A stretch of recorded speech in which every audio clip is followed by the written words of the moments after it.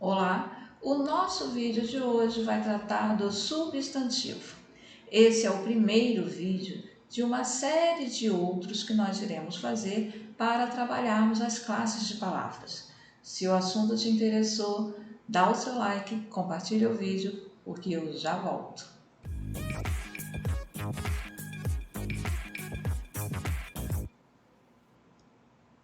Sejam bem-vindos, eu sou Maria Nilde, professora de língua portuguesa, e hoje nós vamos tratar das classes de palavras, que na língua portuguesa são 10.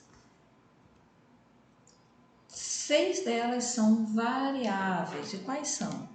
Nós temos o substantivo, ele hoje está aqui em destaque porque é o nosso assunto de hoje, adjetivo, o artigo, o pronome, o numeral e o verbo. Nós temos também 4 delas que são invariáveis, que são os advérbios, as preposições, a conjunção e a interjeição. Então vamos lá para o nosso substantivo. Qual o conceito de substantivo? Substantivo é a classe de palavras responsável por nomear os seres, coisas e eventos. Pode ser um ser real, aqui a gente pôs um gatinho, mas pode ser uma flor, qualquer ser real. Pode ser uma pessoa, pode ser um ser imaginário. Nilde, Saci não existe. Sim, mas nós não estamos tratando do que existe e do que não existe. Nós estamos tratando daquilo que tem nome. Se eu perguntar para você qual o nome do personagem do nosso folclore, que tem uma única perna, é negro, usa uma bermuda vermelha, um gorro vermelho e um cachimbo, você logo vai dizer Saci. Então tem nome? É um substantivo. Qual o nome que se dá a uma atitude quando você encontra alguém num estado de carência e que você pode suprir essa carência para ajudar a pessoa? Solidariedade. Tem nome essa sua iniciativa. Então é um substantivo. E temos os objetos: cadeira, mesa, prato, tudo tem nome. Então, pessoal, resumidamente, tudo que tiver nome será um substantivo. Tudo bem? Agora nós vamos classificar aí como se apresentam esses substantivos. Então nós temos o substantivo concreto e o substantivo abstrato. O substantivo concreto é aquele que possui existência própria. Então a gente vai aqui, olha, se apegar a essa questão aqui, existência própria, para a gente destituir aquela imagem ou aquele conceito de concreto é aquilo que eu pego, que eu toco, que eu vejo.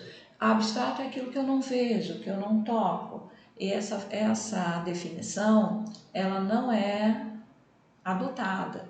Houve aí talvez uma confusão e se colocou isso como conceito, mas não é uma verdade. Vamos para os exemplos. Eu amo flores, a sorveteria está aberta, senti uma brisa suave. Flores, gente, têm existência própria. Sorveteria está aberta. Sorveteria tem existência própria. Senti uma brisa suave.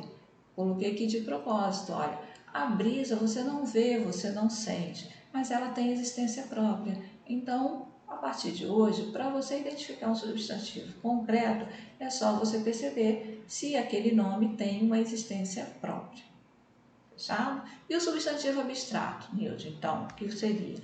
A grande questão do substantivo abstrato é que ele tem uma existência que ele depende de pessoa ou de coisa para que eu possa nomear. Então, como seria isso? Ele vai estar normalmente atrelado a uma ação, um estado ou uma qualidade. Vamos para os exemplos. O trabalho é árduo, estamos sempre à procura da felicidade. Sua beleza é incomparável. Então, para que eu tenha o nome trabalho, eu preciso de que alguém pratique a ação de trabalhar. Senão, não tem trabalho, não tem esse nome, não existiria esse nome. Felicidade, eu preciso que a pessoa esteja num contexto de felicidade. Eu preciso que o ambiente esteja no estado de felicidade, para que eu possa ter esse nome, né, esse substantivo. Senão, não existiria. Beleza, eu preciso que eu tenha um objeto, eu tenha uma pessoa que seja belo, para que eu possa ter o nome beleza. Então, percebe? Eu preciso de coisa ou de pessoas para que possa existir esses substantivos. Fechados? Substantivo próprio e substantivo comum. Esse a gente sempre estudou, né, desde pequenininho. E o substantivo próprio refere-se a nomes de pessoas ou lugares.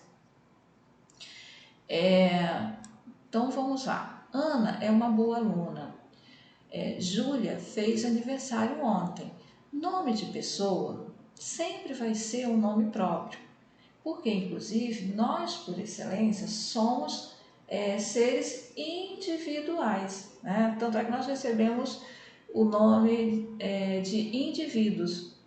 Então, pessoal, se eu tiver um nome igualzinho ao de outra pessoa, eu vou ter que achar uma forma de diferenciar, né? Dizer que não é a mesma pessoa, ou pela filiação, ou pela data de nascimento. Do contrário, cada um tem um nome que te caracteriza, que te individualiza, que é o nome próprio.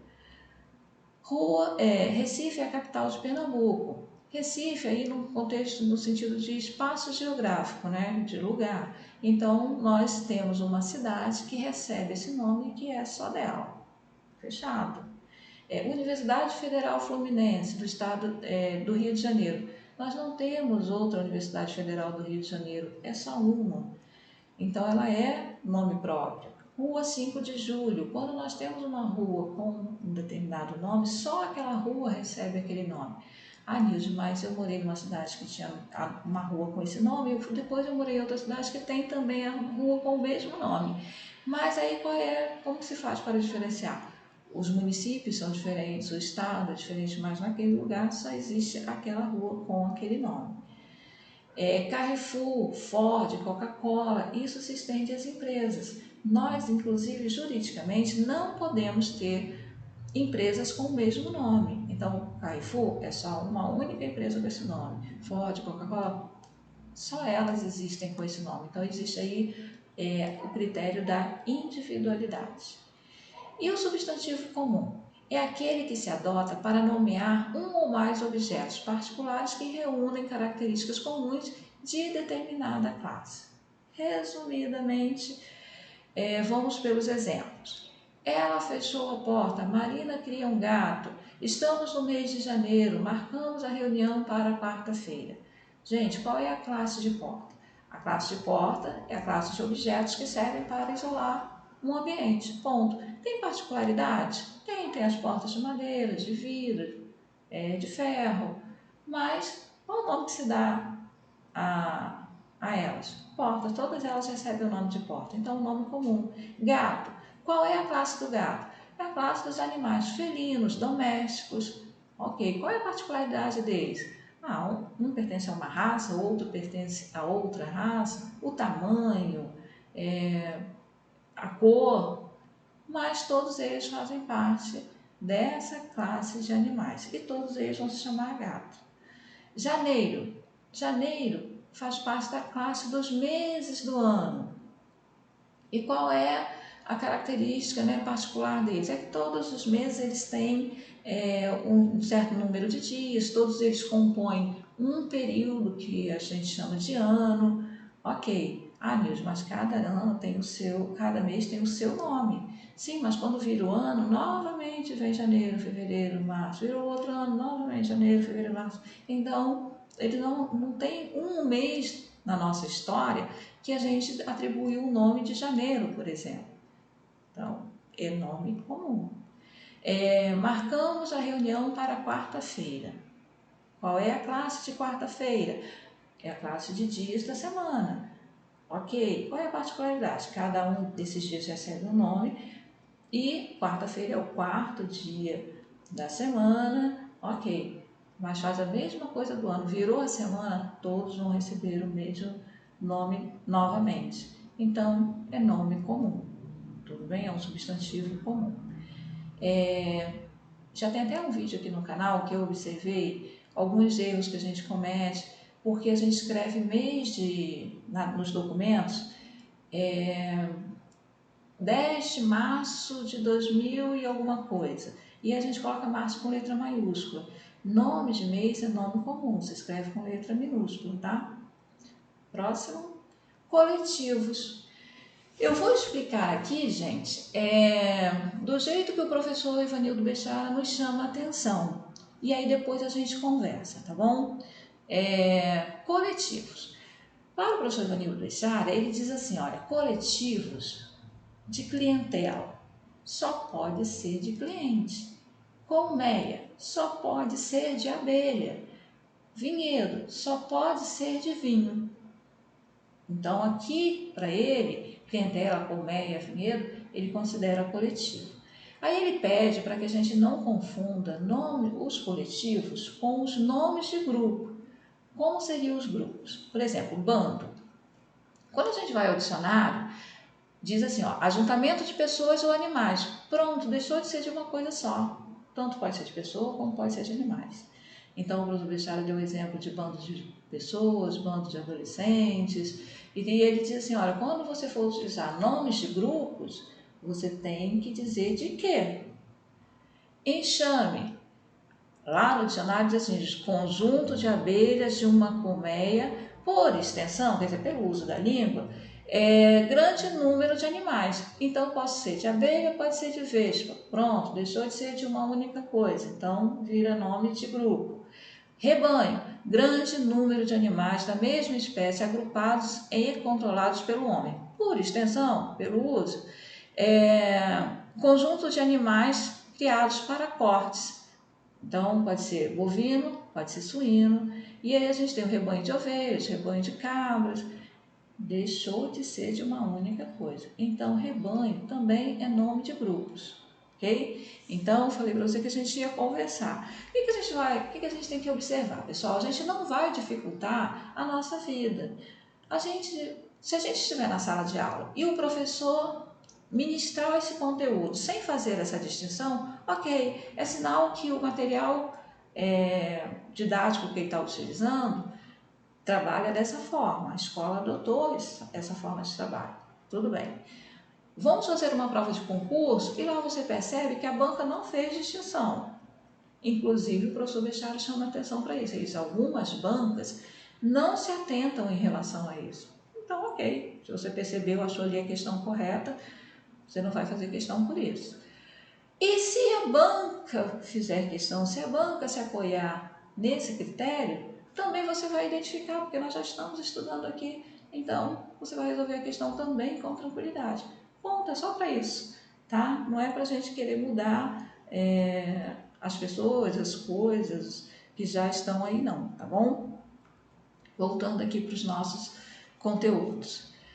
Substantivo simples e substantivo composto. Como seria? Substantivo simples possui apenas um radical. Escola, rua. E o substantivo composto possui mais de um radical. Vai e vem, beija-flor. Eu coloquei o beija-flor, que tem hífen, porque nós criamos muitos mitos em relação ao novo acordo ortográfico. E a gente pensa que o hífen sumiu. Não, para algumas palavras foi revista a questão do uso do hífen, mas algumas palavras permaneceram com o uso do hífen. Então, beija-flor é um exemplo, tá bom? Substantivo primitivo e substantivo derivado, também é simples demais. Primitivo é aquela possível, substantivo primitivo é aquele possível de dar origem a outra palavra. Livro, pedra, terra, chuva. Agora vamos transformar isso num substantivo derivado. É formado a partir de outras palavras. Livraria, pedreira, terreno, chuvinha, ok? Só isso. Flexão dos substantivos. O substantivo ele se flexiona em número, gênero e grau. Quanto aos números, é simples, é singular e plural. Casa, casas, carro, carros. Quando eu me refiro ao número do substantivo, é só isso, ok? Quanto ao gênero, o gênero ele vai se desdobrar em masculino e feminino. E para ele se desdobrar, a gente vai ter 4 formas disso acontecer. Nós temos os substantivos biformes, ocorre mudança ou acréscimo ao radical. sobrinho, sobrinha, cristão, cristã, freguês, freguesa. Observe que em sobrinho a gente só mudou esse azinho aqui, olha. Cristão, a gente suprimiu o O e ficou só o A. Em freguesa, nós acrescentamos o A. Então, houve essa alteração, mas manteve o radical e nós sabemos, identificamos só pela palavra se é masculino ou se é feminino. Os heterônimos são palavras diferentes para cada sexo. O prefixo hétero quer dizer diferente. Então, quando eu digo assim, eu tenho uma turma heterogênea, sinal que eu tenho ali um grupo de alunos muito diferentes uns dos outros. Então, com os nomes a mesma coisa. Cavalheiro, dama, genro, nora, comadre, compadre, diferentes. A gente só sabe porque a gente foi educado dentro da língua portuguesa, mas sabemos que quando fala de cavaleiro nós estamos nos referindo ao substantivo masculino, mas é possível identificar. Os substantivos comuns de dois gêneros, que a gente pode chamar também de uniformes. Se é comum, é porque é igual. E aí, se é uniforme, também é igual. E como isso acontece? Olha, estudante, intérprete, servente. E aí, a definição diz ali, olha, é necessária outra palavra para identificar o gênero. Neste caso aqui, a gente precisou do artigo. O estudante, sei que estou falando do gênero masculino, a estudante do gênero feminino. E assim com os demais, o intérprete, a intérprete, o servente, a servente. Ok? Epicenos. Essa mesma forma de escrever a palavra igualzinha, comum para os dois gêneros, acontece com os animais. Só que para os animais nós damos o nome de epicenos. Refere-se aos nomes dos animais que recebem os nomes macho e fêmea para identificar o sexo. Então eu tenho aqui, olha, a cobra macho ou jacaré fêmea. Então eu tenho a cobra sempre é um nome feminino, o nome. Agora, para eu descobrir o sexo do animal, eu tenho que usar o macho ou fêmea. O jacaré é sempre um nome, um substantivo masculino, mas para identificar o sexo também do animal, eu tenho também que utilizar macho e fêmea. Ok? Sobrecomuns. O que é sobre, gente? É além, né? Se a gente utilizou ali que tem o mesmo nome e a gente utiliza ali um artigo para o nome de pessoas, e macho e fêmea para os animais, sobrecomuns ele é comum em tudo, né? Então ali diz assim, são aqueles nomes aplicados indistintamente para homens e mulheres. A criança, o cônjuge, a criatura. Nesse caso, a gente pode ficar atento que às vezes até tem mesmo o objetivo de generalização. As crianças precisam de atenção dos seus pais. Quais crianças? Todas as crianças. Ok? Mas eu posso identificar o gênero pelo contexto. Guilherme foi à festa. Aquela criança é muito simpática. E aí, como eu já falei Guilherme, quando eu falar de criança, eu já sei que eu estou me referindo a um nome masculino. Letícia foi à festa. Aquela criança é muito simpática. Então, como eu já utilizei o nome Letícia, quando eu falar criança, eu sei que eu estou me referindo a um nome feminino. Tudo bem? Quanto ao grau. O grau, gente, é aumentativo e diminutivo, só isso. Eu fiz uma tabelinha aqui só por conta da palavra sintético e analítico. Sintético já está dizendo que fez uma síntese. Dentro de uma única palavra eu consigo identificar se é aumentativo ou se é diminutivo. Casarão, casinha. Então eu sei que dentro de uma mesma palavra, sinteticamente, a gente identifica se é do aumentativo ou do diminutivo. No analítico eu preciso de outra palavra, olha, casa grande e casa pequena. É só isso. Eu só fiz esse quadro porque, às vezes, numa avaliação, aparece a palavra sintético ou analítico e a gente pensa que é um assunto muito difícil, que a gente não estudou, mas não é nada de excepcional não, tá? Aqui nós encerramos o nosso conteúdo de hoje e eu volto aqui para agradecer a vocês por ficarem comigo até o final do vídeo, pedir o seu like, pedir para que você se inscreva no canal. Aqui tem uma fotinha redonda onde você pode se inscrever e eu te espero no nosso próximo vídeo. Até lá, um grande abraço.